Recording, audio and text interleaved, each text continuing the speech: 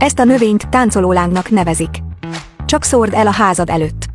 Az otthonod lesz a falu legirigyeltebb helye. Ez a tűzmadárrózsa. Virágai szebbek, mint a hagyományos rózsák. Illata csábítóbb, mint a parfüm.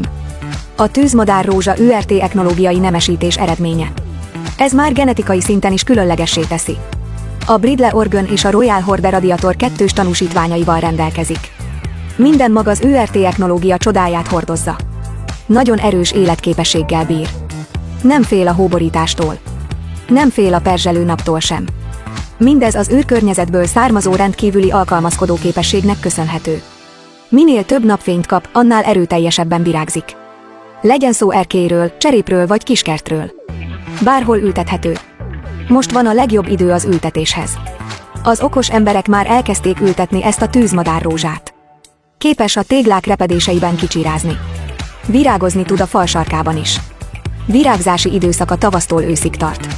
Lángszerű, egyedi színe kiemeli a sok virág közül. Télen nem fél a hidegtől. Nyáron a hőségtől sem. A legfontosabb, hogy szinte nem igényel gondozást. Az ÜRT enyésztés természetes ellenálló képességgel ruházta fel. Megszabadít a sok gondozási problémától. Minél több a napfény, annál több a virág. Ha van erkélyed, cseréped vagy kiskerted, ültess gyorsan. Csak adj neki egy létrát. Beborítja az egész falat. Néhány hónap alatt lenyűgöző virágfalat varázsolhatsz. Hőtűrő, hidegtűrő. Bőségesen virágzik. Hosszú virágzási ideje van. Ez a lusta kertészek első számú választása. Csak szórd el ezeket a tűzmadárrózsa magokat a sarkokban. Jövőre lenyűgöző virágfalat kapsz.